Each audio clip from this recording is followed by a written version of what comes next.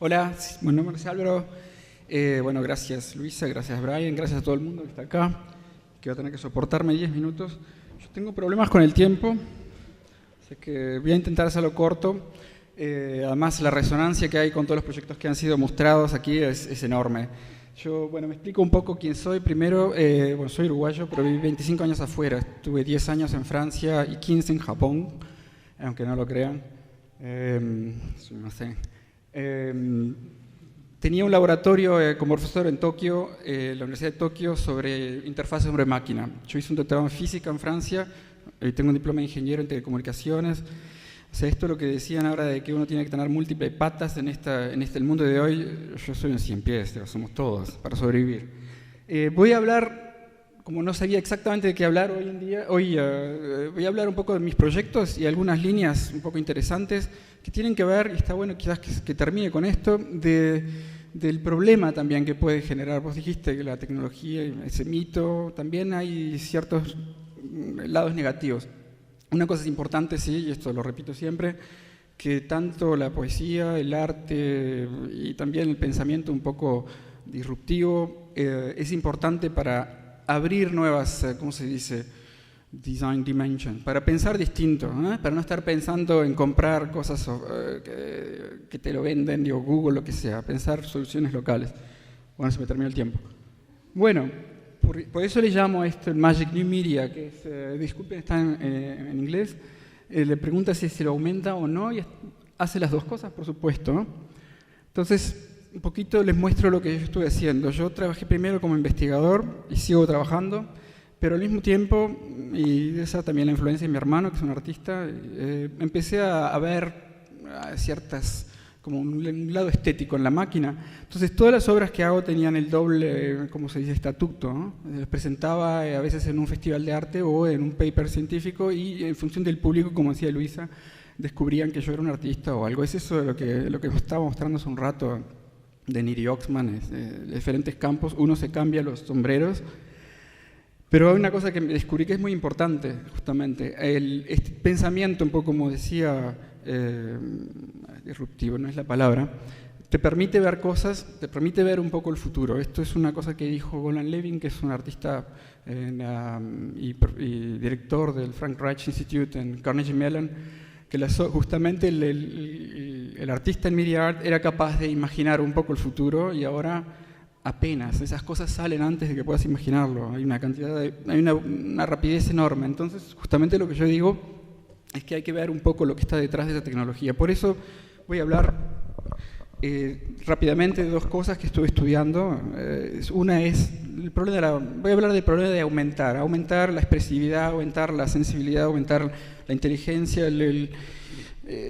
facilitar la comunicación humana. Estoy intentando hacer eso, o sea, que trabajo en una interfaz hombre-máquina, pero intentando comunicar a través de la máquina con otros seres humanos. Entonces, la pregunta es aumentando sí mismo y aumentando también la realidad. Rápidamente, por ejemplo, voy a tratar de pasarlo rápido. Esto es aumentando ¿cómo se dice? Los espacios públicos. Este es un proyecto en el cual yo había creado, imaginen esto, nosotros no caminamos con una linterna todo el tiempo, tenemos una lamparita, pero tenemos todos un teléfono. O sea, estamos usando una tecnología que podría ser quizás proyectada por un sistema de tipo iluminación eléctrica. Esto haría un proyector, proyectores de sonido y de video que proyectaban sobre objetos. Después, si quieren, les explico cómo funciona, pero no escucha uno el rayo de sonido, sino que lo escucha cuando toca el objeto. Entonces, los objetos se transformaban en objetos que tenían una capacidad. Por ejemplo, se transformaba una banana en un teléfono, o una caja de pizzas en una computadora. Entonces es interesante por un problema de la sustainability, como se dice, sostenibilidad. ¿Sí? Es decir, que en lugar de estar comprando esos aparatos todo el tiempo, los podemos, voy a bajar un poco el volumen, se pueden volver a tomar vida. Aumentando espacios. Yo trabajé, como decía, como media artist e investigador en robótica, en una cantidad de cosas. Y cada tanto me hacía una pequeña escapada. Esto es un jardín generativo. La idea es que justamente estamos controlando siempre los espacios.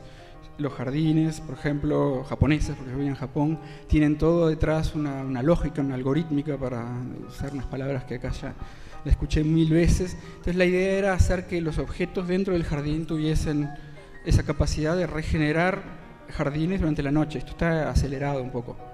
Uno se despierta todas las mañanas y tiene otro jardín.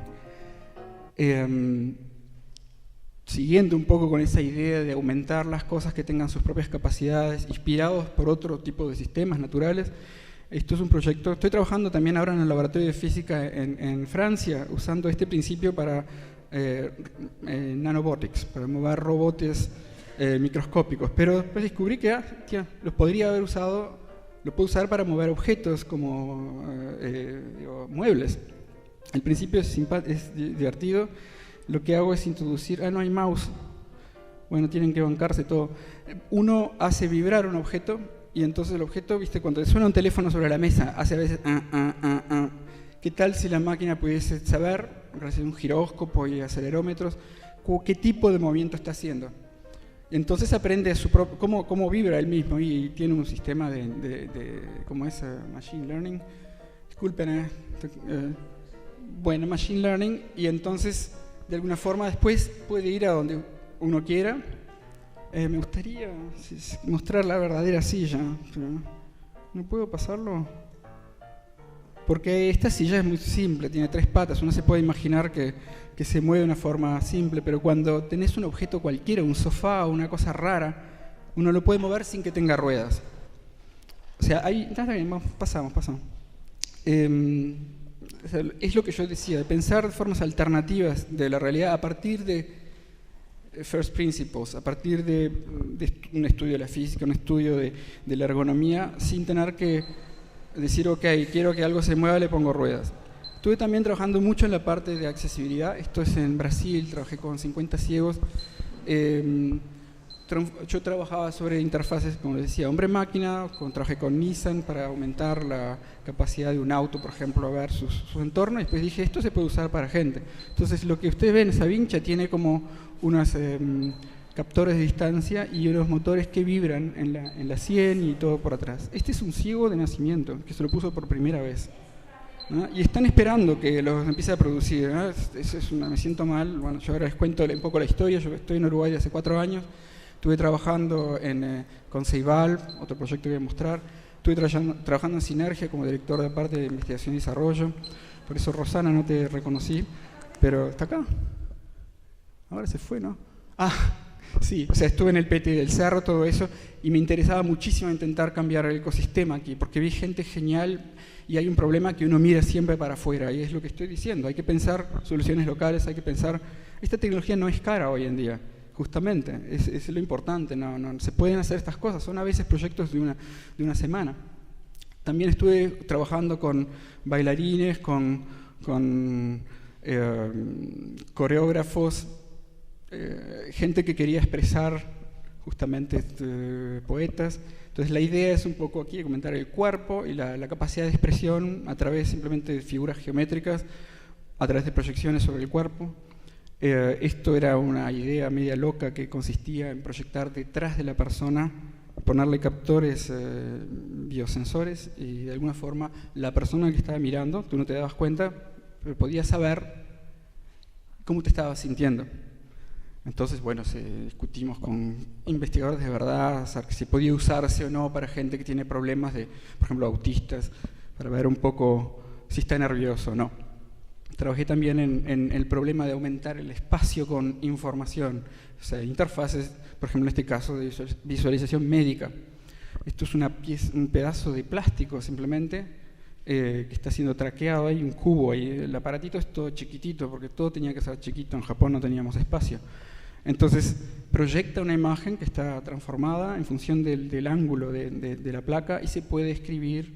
Entonces es un objeto que yo le llamo 2.5 dimensional, o sea, no es ni 3D ni 2D, el objeto tiene algo de 3D, y eso es interesante, que sea el cuerpo, la posición, la propiocepción, que te permite saber algo más de la imagen. Paso rápido, ¿eh? Esto es una de las primeras obras que hice, que me sirvió para ser calificado como artista. Ganó un premio, el más importante en Japón. Me interesa mucho la fotografía y tenía acumulados, pero gigas y gigas bueno, en esa época eran megas y megas de fotografía, y me gustaba hacer time-lapse, y cómo presentarlos es un poco difícil. Bueno, tenéis una forma de verlo muy simple, que es pasar las imágenes una detrás de la otra. Aquí el tiempo y el lugar donde uno interactúa, bueno, están relacionados. Esto es antes de que existiesen las pantallas táctiles, entonces fue muy interesante porque cambia un poco el paradigma. En donde sucede la interacción es en donde está la imagen. Me acuerdo cuando lo exponía en muchos lugares, tenés las madres que le decían a los hijos, por favor, no toques la pantalla. Yo decía, por favor, toque la pantalla, si no, no pasa nada. No tengo mucho tiempo. Trabajé con también académicos en neurociencias que tienen ese problema de que la información ahora que un científico tiene es exponencial. Cómo poder, de alguna forma, tener una idea de lo que está pasando, obviamente con las redes sociales, pero las redes sociales, cuando creas un foro, las discusiones se van al carajo. Entonces la idea era usar un soporte físico, en este caso el cerebro. Entonces cuando uno está estudiando una área específica del cerebro, aparecen tweets. Esto es, bueno, una cosa bastante seria. Bueno, era un prototipo, no sé en qué anda acá. Esto es una cosa que estuve trabajando en Ceibal. ¿Ves? Toda la idea siempre de aumentar medios más bien, ¿cómo se dice?, clásicos. Por ejemplo, les estaba hablando de los teléfonos portátiles y el hecho de que existe una red, bueno, ¿cómo decir?, GSM, lo que sea. Pero el problema con eso es que está centralizado, el problema es que un teléfono es muy caro, y cuando estaba trabajando en Ceibal se me ha ocurrido este proyecto que venía como decir, complementar la Ceibalita. Son pequeños módulos que no cuestan nada, que los niños pueden romper, y eso es importante para aprender. Y son sensores que uno los toca y se quedan conectados hasta 16 kilómetros. Entonces era para crear pequeñas redes ad hoc en el interior, en un barrio, y se puede programar. Detalles, cuando quieran, les pregunto. Y bueno, trabajé mucho con láseres y tengo una nueva tecnología que permite que la luz sea también capaz de sentir que uno la toca. Y esto tiene muchas aplicaciones para aumentar superficies en juegos. Este es un instrumento de música, trabajé con músicos también, en el cual uno podía dibujar la música, y el sonido es bastante molesto. Ahora no hay sonido más, no sé por qué, pero la idea es que el ángulo de las curvas producen diferentes pitch. Entonces uno podía girar la obra y está justamente transponiéndola, cosas por el estilo. Y allí es en la World Cup de esquí en Finlandia, jugando una especie de Mario Bros. Esas cosas no se pueden hacer con un proyector normal. Me interesa mucho esa idea de la luz como medio. Y bueno, y termino con este slide, y no quiero terminar en una nota negativa, pero lo que digo, justamente cuando trabajamos en este espacio totalmente libre, igual tenemos una ideología que nos está un poco empujando por detrás, esas ideas distópicas del futuro en el cual, bueno, vamos a ser controlados por la tecnología y va a haber ¿cómo se dice?, o bien vamos a poder hacer lo que queramos, nos está dando poder, y eso capaz que no es cierto, porque detrás de la tecnología hay justamente una forma de manipular la información. Entonces puede llevar a esto, a desempoderar a la gente, y no creo que vaya a haber una especie de confrontación directa contra la máquina. Lo que va a pasar es que nos dejamos de pensar un poco. Es cómodo que Google, cuando escribas un mail, te lo complete. No sé si les ha pasado, es un servicio, lo acaban de sacar hace unos meses, y me está empezando a preocupar porque yo mismo empiezo a decir, bueno, sí, es lo que quiero decir. Es una simplificación lo que quiero decir, con Machine Learning deducen quién soy, y yo me voy, no sé si conocen, As We May Think, es un artículo muy famoso que apareció en los años 45, de Vannevar Bush, que es uno de los pioneros de todo lo que son las interfaces hombre-máquina. Y lo que decía es eso, qué interesante, cómo la información ahora vamos a poder empoderarnos, porque vamos a poder tener la memoria de la historia de la humanidad en nuestra computadora. Le llamaban computadoras a unas cosas espantosamente grandes, como decía Daniel, pero hoy en día creo que lo que está pasando es lo inverso. Ya no piensan por nosotros. ¿Viste el problema del autocorrecto? No puedes sacar una foto ahora si no estás sonriendo. Y no nos damos más cuenta, obviamente podemos decir siempre sí, como el problema de la privacy. Podemos siempre salir de ese esquema, pero no lo hacemos. Es todo. Disculpen un poco los minutos de más. Este es un dibujo de mi hermano, que lo hizo para un artículo que habíamos escrito sobre realidad virtual y aumentada. Bueno, muchas gracias.